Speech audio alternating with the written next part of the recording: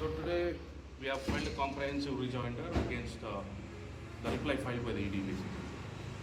So in the rejoinder primarily we have exposed the directorate, enforcement directorate has fabricated their narrative by writing many cases and showing Suleman as a habitual offender, while these number of cases which are shown are not factually incorrect, and subsequently they have also explicitly mentioned that there are RTGS transactions while in his judicial custody which are all false and denied.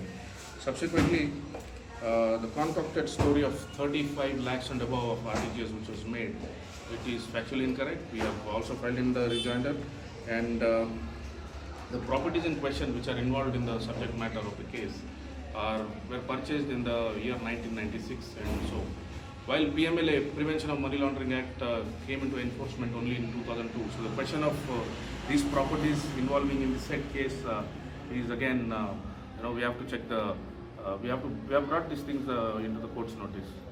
So the matter is now posted for 24th for hearing, and on that day we will submit our arguments.